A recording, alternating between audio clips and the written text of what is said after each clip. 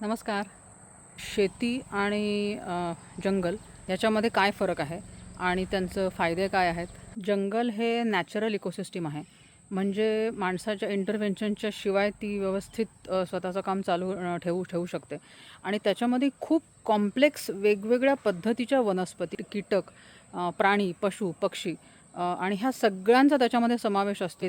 शेती करणं ही जी गोष्ट आहे ह्याच्यामध्ये ह्युमन इंटरव्हेन्शन असतं. माणसाला पाहिजे त्या पद्धतीचे क्रॉप्स लागवड केली जाते आणि जनरली हे मोनोकल्चर असतं. तर मका लावला तर तो अख्खं शेत मक्याचं असतं किंवा भात लावला तर अख्खं शेत भाताचं असतं, गव्हाचं शेतं असतात. त्याच्यामध्ये जी इकोसिस्टम असते ती खूप डेव्हलप्ड नसते. ती शेतकऱ्यांना पाहिजे तशी, माणसांना पाहिजे तशी ती बनवलेली असते. जंगलांमधली बायोडायव्हर्सिटी ही खूप जास्त प्रमाणात असते आणि शेतामधली बायोडायव्हर्सिटी ही खूप कमी असते. आणि ह्या कमी असलेल्या बायोडायव्हर्सिटीमुळे काय होतं की वातावरणातले जे वेगवेगळे बदल असतात, किड्यांचा अटॅक होतो, पेस्टचा अटॅक होतो किंवा वेगवेगळ्या पद्धतीचे पक्षी येऊन खाऊ शकतात. तर ह्याचं कारण असं आहे की आजूबाजूला जे त्या पक्ष्यांना घाबरण्यासाठी जे पक्षी वेगवेगळे असतात किंवा साप असतात, हे सगळे प्राणी तिथे नसतात.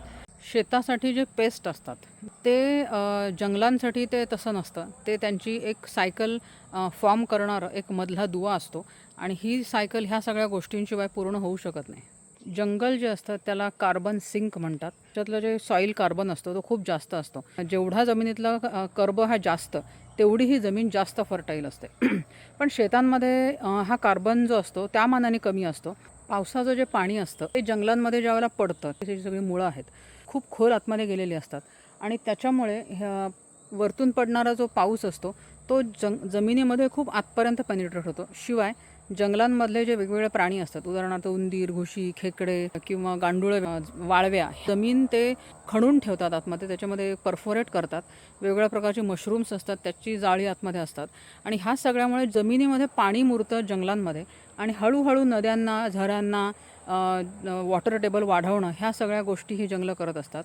शेतामध्ये काय होतं की शेतं ही बाहेरून पाणी त्यांना लागतं. शिवाय पाण्याचे स्टोअर्स हे शेतांचं शेतीसाठी वापरले जातात. असं खूप वेळा आपण ऐकतो की खूप पाऊस झाला आणि सगळं पिकाचं नुकसान झालं. खूप कमी पाऊस झाला आणि तरीसुद्धा पिकांचं नुकसान झालं. ह्या सगळ्या ज्या गोष्टी आहेत, ह्या वातावरणातले बदल आहेत किंवा वातावरणातले जे काही घटक आहेत जे वनस्पतींवरती परिणाम करतात.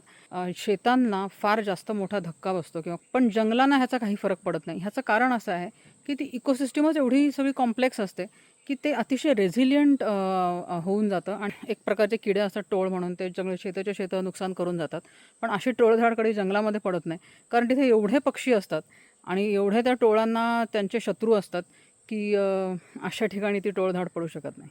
जंगलांमधली जी माती असते तिची जी क्वालिटी असते ती खूप जास्त चांगली असते शेतांपेक्षा. हे काही पालापाचोळा पडून, फांद्या पडून, कुजून तिथेच त्याच्यावरती वाढणारी जी सगळी बायोडायव्हर्सिटी आहे ह्याच्यातनं ती जी जमिनीचा जो कार्बन असतो किंवा जमिनीतला जो काही सुपीकपणा असतो तो खूप मोठ्या प्रमाणात वाढतो आणि तसा शेती ज्यावेळेला आपण करतो त्यावेळेला जमिनीचा सुपीकपणा हा हळूहळू कमीच होत जातो. फर्टिलायझर्स घालावं लागतं, शेणखत घालावं लागतं, पालापाचोळा घालावा लागतो. म्हणजे प्रत्येक वेळेला काहीतरी त्याच्यामध्ये माणसाचं इंटरव्हेन्शन करून आपल्याला नवीन नवीन गोष्टी त्याच्यात ॲड करत राहाव्या लागतात.